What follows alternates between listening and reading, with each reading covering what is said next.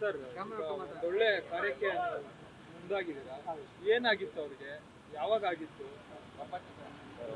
Sir ಹೇಳ್ಬೋದು. 9ನೇ ತಾರೀಕು ಇದೇ ತಿಂಗಳು 9/7/2025 ಬುಧವಾರ ಬೆಳಗ್ಗೆ 5:15ಗೆ ಮಂಡ್ಯ ಜಿಲ್ಲೆ KR ಪೇಟೆ ತಾಲೂಕು ದಬ್ಬೆಘಟ್ಟ ಮತ್ತು ಮಂದಗೆರೆ ಮಾರ್ಗ ಮಧ್ಯೆ ನಡ್ಕೊಂಡು ಹೋಗ್ಬೇಕಾದ್ರೆ 2 ವೀಲರ್ ಆಕ್ಸಿಡೆಂಟ್ ಆಗುತ್ತೆ. ಅಲ್ಲಿಂದ ಕರ್ಕೊಂಡು ಬಂದು ಇಲ್ಲಿ ಬೆಂಗಳೂರಲ್ಲಿ ಸ್ಪರ್ಶ ಆಸ್ಪತ್ರೆಗೆ ಅಡ್ಮಿಟ್ ಮಾಡ್ತಾರೆ. ನಿನ್ನೆ 12ನೇ ತಾರೀಕು 4 ಗಂಟೆಗೆ ಡಾಕ್ಟ್ರು ಬ್ರೈನ್ ಡೆಡ್ ಆಗಿದೆ, ಹಾಗಾಗಿ ಜೀವ ಉಳಿಯಲ್ಲ ಅಂತ ಹೇಳಿದ್ರು. ಹಾಗಾಗಿ ನಾವು ಅವರು ದಾಸಪ್ಪ ಇದ್ರಲ್ಲ ಪೇಷೆಂಟು, ಅವ್ರ ತಮ್ಮ, ಅವ್ರ ಹೆಂಡತಿ, ಇವ್ರ ಜೊತೆ ಎಲ್ಲ ನಾವು ಮಾತಾಡಿ ನೋಡಿ ಪುನೀತ್ ರಾಜ್ಕುಮಾರ್ ಸರು, ಸಂಚೇರಿ ವಿಜಯ್ ಸರು ಇವರೆಲ್ಲ ಒಂದಷ್ಟು ದಾನ ಮಾಡಿದ್ದಾರೆ. ಇವರು ಹಾಸ್ಪಿಟ್ಲರು ಒಂದು ಸ್ವಲ್ಪ ಈ ಥರ ಇದೆ ಅಂತ ಹೇಳಿದರು.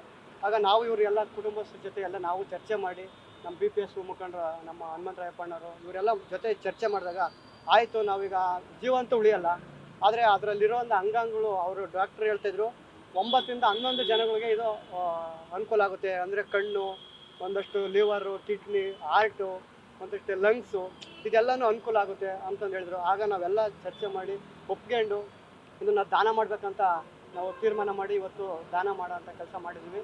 ಮತ್ತು ವಿಶೇಷವಾಗಿ ಕರ್ನಾಟಕದ ಜನತೆಗೆ ಮನವಿ ಮಾಡ್ಕೊಳ್ತೀವಿ ಸರ್, ಇಲ್ಲಿಂದ ಈ ರೀತಿ ಏನಾದ್ರೂ ಈಗ ಬ್ರೈನ್ ಡೆಡ್ ಇದು ಎಲ್ರಿಗೂ ಸಾಮಾನ್ಯವಾಗಲ್ಲ. ಇದು ಒಂದು ಅದೃಷ್ಟನೂ, ನಮ್ಮ ಅದೃಷ್ಟನೂ ಅಂಗಾಂಗ ಮಾಡೋಕ್ಕೆ ಅಂತ ನಮ್ಗೆ ಅದೃಷ್ಟ ಅಂದ್ಕೊಂಡಿದ್ದೀವಿ. ಈ ಥರ ಏನಾದರೂ ರಾಜ್ಯ ಜನತೆಗೆ ಯಾರಾದರೂ ಅನುಭವಿಸಿದ್ರೆ ಇಲ್ಲಿ ಎಷ್ಟೋ ಸಾವಿರ ಜನ, ಅವರು ಡಾಕ್ಟ್ರ್ ಹೇಳ್ತಾಯಿದ್ರು 4,000 ಜನ ಕಿಡ್ನಿಗೆ ರಿಜಿಸ್ಟರ್ ಮಾಡಿಸಿದ್ರಂತೆ, ಕಿಡ್ನಿ ಅವಶ್ಯಕತೆ ಇದೆ ಅಂತ. ಹಾಗಾಗಿ ಇಲ್ಲಿ ಏನೇನು ದಾನ ಆಗುತ್ತೋ ನಮ್ಮ ಪಾರ್ಟಲ್ಲಿ, ಬಾಡಿ ಪಾರ್ಟಲ್ಲಿ ಅದನ್ನು ದಾನ ಮಾಡಬೇಕಂತ ಜನರಲ್ಲೂ ಕೂಡ ನಾವು ನಿಮ್ಮ ಮಾಧ್ಯಮದ ಮೂಲಕ ಮನವಿ ಮಾಡ್ಕೊಳ್ತಾ ಇದ್ದೀವಿ ಸರ್. ಸರ್ ನಮ್ಮ ಹೆಸರು ಕೆಂಚರೆ ಅಂತಂದು, ಭಾರತೀಯ ಪರಿವರ್ತನಾ ಸಂಘ, ನಾವು ತುಮಕೂರು ಜಿಲ್ಲಾ ಅಧ್ಯಕ್ಷರು. ನಮ್ಮದು ಪಾವಡ ತಾಲೂಕು. ಈಗ ಈ ಘಟನೆ ನಡೆದಿಲ್ಲ ದಾಸಪ್ಪ ಅವ್ರದ್ದು ಪಾವಡ ತಾಲೂಕು ನಿಡಗಲ್ ಹೋಬಳಿ ಪೆಮ್ಮನಹಳ್ಳಿ ಗ್ರಾಮ ಸರ್. ಸರ್ ಅವತ್ತು ಮಂಡ್ಯ ಡಿಸ್ಟಿಕ್ಕು KR ಪೇಟೆ ತಾಲೂಕು, ಅಲ್ಲಿಂದ ಕುಕ್ಕೇರಿ ಗ್ರಾಮ ಅಂತೆ. ನಮ್ಮ ಅಣ್ಣ ಕೆಲಸದಲ್ಲಿ ಹೋಗಿರೋದು. ಕೆಲಸಕ್ಕಂತ ಹೋಗ್ಬಿಟ್ಟು ಬೆಳಗಿನ ಜಾವ 5:15 ಟೀ ಕುಡಿದು ಬರೋಣ ಅಂತ ಹೋಗಿ ಬರಬೇಕಾದ್ರೆ 2 ವೀಲರ್ ಏನೋ ಆಕ್ಸಿಡೆಂಟ್ ಆಗಿದೆ. ಆಗಿಬಿಟ್ಟು ಅಲ್ಲಿಂದ ಅವರು ಯಾರೋ ಕೆಲಸಕ್ಕಂತ ಕರ್ಕೊಂಡು ಹೋಗಿದ್ದಾರೆ ನಮ್ಮ ಅಣ್ಣರು. ಅವರು ನಮಗೆ ಕಾಲ್ ಮಾಡಿದರು, ನಿಮ್ಮ ಅಣ್ಣಂಗೆ ಈ ಥರ ಆಗಿದೆ ಅಂತ. ಸುಮಾರು ಸಂಜೆ 4:30 ನಮಗೆ ಕಾಲ್ ಬಂತು. ಆವಾಗ ಸರಿ ಅಣ್ಣ ಎಲ್ಲಿದ್ದೀರಾ, ಏನಾಗಿದೆ ಅಂದೆ. ಈ ಥರ ಇದು ಹಾಸ್ಪಿಟಲ್ ಇದ್ದಾವೆ, ಬೆಂಗಳೂರಿಗೆ ಟ್ರಾನ್ಸ್ಫರ್ ಮಾಡ್ತಾರಂತೆ, ಅಲ್ಲಿಗೆ ಬೆಂಗಳೂರಿಗೆ ಕರ್ಕೊಡ್ತೀವಿ, ಬರ್ತೀರಾ ಅಂದರು.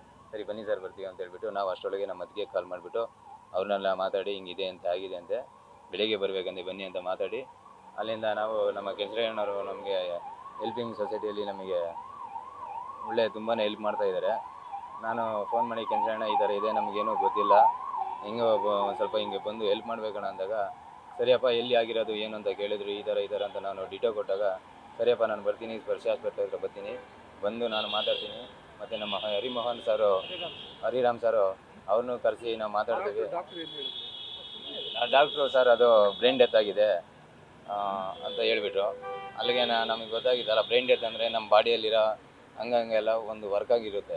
ಬ್ರೈನ್ ಡೆತ್ ಅಂದರೆ ಮೇಲೆ ಏನಿದ್ರೂ ವರ್ಕ್ ಇರೋಲ್ಲ.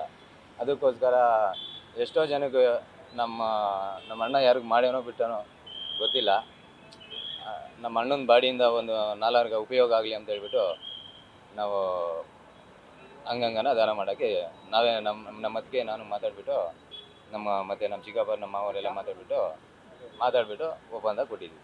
ಅವ್ರು ಏನು ಕೆಲಸ ಮಾಡ್ತಿದ್ರು? ಅವ್ರ ಮಕ್ಕಳು ಎಷ್ಟು ಜನ? ಸರ್ ಮಕ್ಕಳು ಒಬ್ಬನು ತರುಣ್ ಅಂತ, ಅವನು 8ನೇ ಕ್ಲಾಸು, ಅವರು ಗಾರೆ ಕೆಲಸ ಮಾಡ್ತಿದ್ರು. ನ್ಯೂಸ್ ಫಸ್ಟ್ ನಿರ್ಭೀತಿಯಿಂದ ನಿಮ್ಮ ಪರವಾಗಿ.